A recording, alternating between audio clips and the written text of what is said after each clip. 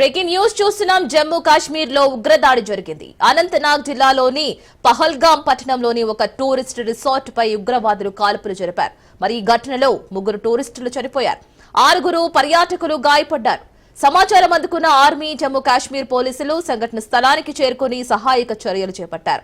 కాల్పుల్లో 6 పర్యాటకులు గాయపడ్డారని, వారిని చికిత్స కోసం ఆసుపత్రికి తరలించినట్లు పోలీసులు వెల్లడించారు. కాల్పులకు పాల్పడిన ఉగ్రవాదుల కోసం పోలీసులతో కలిసి భద్రతా బలగాలు ఓ ఉన్నతాధికారి తెలిపారు.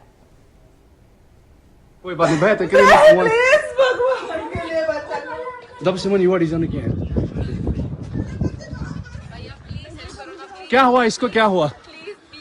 Please ask for help. We don't need Okay, don't worry, don't worry. You okay? You need a water, sir?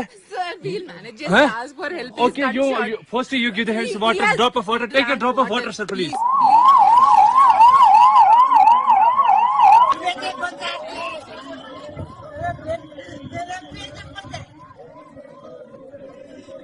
आपने आप बोले ना मुझे पर थी, क्या बोलते भेलपुरी खाली थी, मेरा पति साइड में था, एक इंसान आया, उसने उसको गोली मार दी। यहाँ पे उसने बोला कि शायद मुस्लिम नहीं है, उसने उसको गोली मार दी। नहीं, आप टेंशन मत लो। अब बेटा आप यहाँ पे रहो, हम साथ में। मैडम ये जो भहीद साहब है प्रेसिडेंट, आप टेंशन मत लो। मेरे पति को बचा लो। हम बचा देगा, कोई बात नहीं। भाई तो करिए फोन प्लीज भगवान के लिए बचा लो। दब सिमन युवा डिजाइन किया है। क्या हुआ इसको, क्या हुआ? Please ask for help. We don't need Okay, don't worry, don't worry. You okay? You need a water, sir?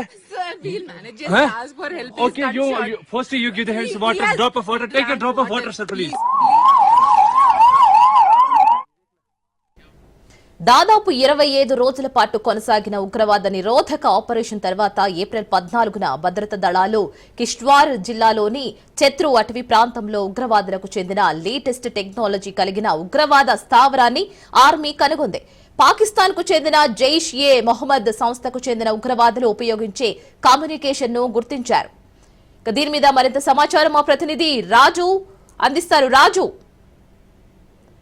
యశ్రీనా, Jammu Kashmir లో పర్యాటకులపై ఉగ్రవాదులు కాల్పులు జరగడం జరిగింది. జమ్మూ కాశ్మీర్ లోయలో పర్యాటకులు అక్కడికి వెళ్ళినటువంటి వారిపై ఒక్కసారిగా వాళ్ళు కాల్పులు జరిపిన సంఘటన ప్రస్తుతం అయితే కలకలం రేపుతోంది. దీనికి సంబంధించి మనం ఒకసారి వివరాలు చూసినట్టయితే అక్కడికి వెళ్ళినటువంటి 10 మందికి కూడా టూరిస్టులు గాయపడ్డారు. ఒక టూరిస్టు మృతి చెందినట్టుగా కూడా అధికారులు అయితే ధృవీకరించడం జరిగింది. ఉగ్రవాదుల కోసం ఏదైతే కొనసాగుతున్నటువంటి ఇప్పటికే కూంబింగ్ అయితే కొనసాగుతా ఉంది.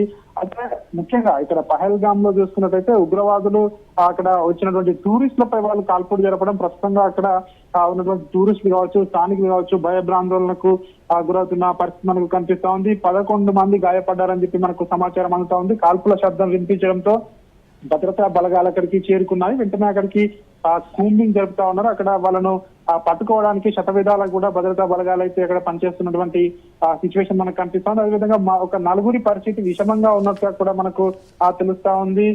పహల్గామ్ లోని బైసరన్ లోయలో కాల్పుల శబ్దం వినిపించడంతో భద్రతా బలగాలు అక్కడికి చేరుకోవడంతో ఆ పర్యాటకులు ఎక్కువగా సందర్శించే ప్రాంతం ఏదైతే ఉందో ఈ ప్రాంతాల్లో మరిన్ని ఉగ్రవాద దాడులు జరిగే అవకాశం ఉందని చెప్పేసి ఇంటెలిజెన్స్ వర్గాలు ఇప్పటికే ప్రాథమిక నివేదికను అందించాయి. ఈ నేపథ్యంలో కూంబింగ్ ను కూడా అక్కడ ముమ్మరం చేసినటువంటి పరిస్థితి కనిపిస్తా ఉంది. అదేవిధంగా ఇప్పటికే ఈ ప్రాంతానికి అదనంగా భద్రతా బలగాలను కూడా రప్పించడం జరిగింది.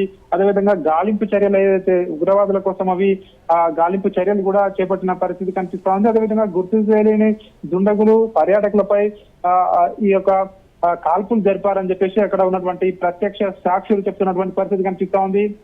దీంతో ఒక పర్యాటకులు మృతి చెందడం, దాదాపు 10 మందికి పైగా కూడా పర్యాటకులు గాయపడడం జరిగిందని చెప్పి కూడా చెప్తున్న పరిస్థితి కనిపిస్తా ఉంది.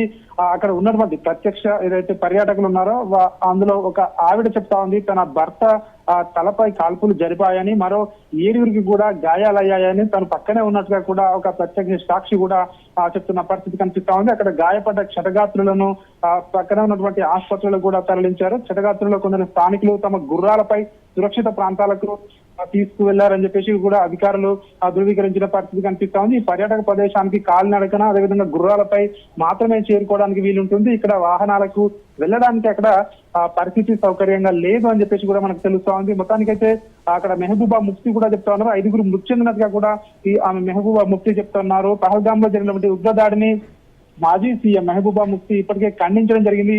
ఈ దాడిలో ఎవరైతే గాయపడ్డారో అదేవిధంగా చనిపోయారో వాళ్ళందరికీ కూడా ప్రభుత్వం వెంటనే సాయం అందించాలో, అక్కడ భద్రతా దళగాలు ముమ్మరంగా మోహరించి ఎవరైతే ఈ దాడికి పాల్పడ్డారో, ఈ ఘటనకు పాల్పడ్డారో వాళ్ళందరినీ కూడా వెంటనే అదుపులోకి తీసుకోవాలి. ఒకవేళ ఉగ్రవాదులు ఇట్లాంటి సిచ్యువేషన్ చేస్తే వారిపై వెంటనే కాల్పులు జరపాలని చెప్పి కూడా అక్కడ ఉన్నటువంటి స్థానికులు కావచ్చు, అదేవిధంగా పర్యాటకుల నుంచి పెద్ద ఎత్తున డిమాండ్ అయితే వస్తున్నటువంటి పరిస్థితి కనిపిస్తోంది. అదేవిధంగా ఈ ఉగ్ర దాడిపై అక్కడ సీఎం ఓమర్ అబ్దుల్లా కూడా స్పందించడం జరిగింది. జమ్మూ కాశ్మీర్ పర్యాటకులపై దాడిని ఆయన ఖండించడం జరిగింది. నేను ఒక్కసారిగా ఈ వార్త విని షాక్ అయ్యానని చెప్పి కూడా ఓమర్ అబ్దుల్లా చెప్తున్నటువంటి పరిస్థితి కనిపిస్తోంది. ఏది ఏమైనప్పటికీ ఒక్కసారిగా అక్కడ జమ్మూ కాశ్మీర్ లో జరిగినటువంటి ఏదైతే ఉగ్రవాదుల దాడి ఏదైతే ఉందో, ఈ కాల్పులు ఏవైతే ఉన్నాయో ఒక్కసారిగా అక్కడ జనం భయాందోళనకు గురయ్యారని చెప్పి కూడా స్థానికులు అయితే చెప్తున్న పరిస్థితి కనిపిస్తోంది. అదేవిధంగా ఇవన్నీ కూడా ఉగ్రవాదులు ఏ దేశానికి చెందినవారు, పాకిస్తాన్ కి చెందినవారా లేకుంటే ఇతర ఎవరు దీనికి కారకులనే తేల్చే పనిలో అయితే అధికారులు ఉన్నట్టుగా కూడా మనకు తెలుస్తా ఉంది. Right Raju, thank you.